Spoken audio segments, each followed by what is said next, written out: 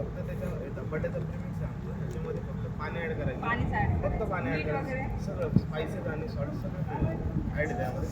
एका पॅकेटमध्ये 10 धपाटे, 10 धपाटे फक्त. याच्यामध्ये माझं स्कॅनर आहे, फक्त स्कॅन करायचं, त्याच्यामध्ये आमचा व्हिडिओ येतो. त्याच्यामध्ये काय काय आणि चना डाळ, ज्वारी आणि गहू हे 3 पिठाचं बनलेलं असतं. घरगुती काय?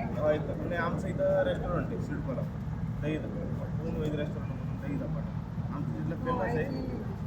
आमचं तिथलं फेमस आहे, त्यामुळे आम्ही रेट टू आयटममध्ये घेतलेलं.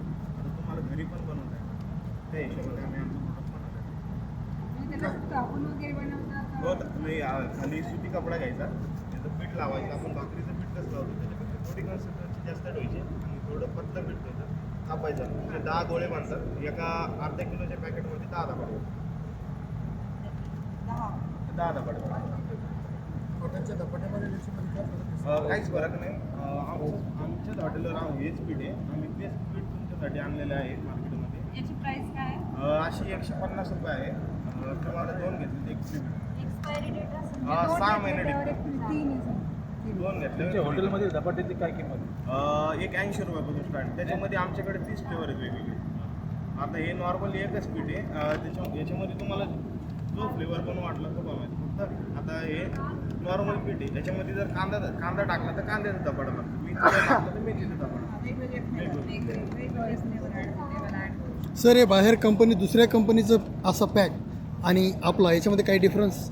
भरपूर आहे. मार्केटमध्ये भरपूर कंपनीचे आहेत.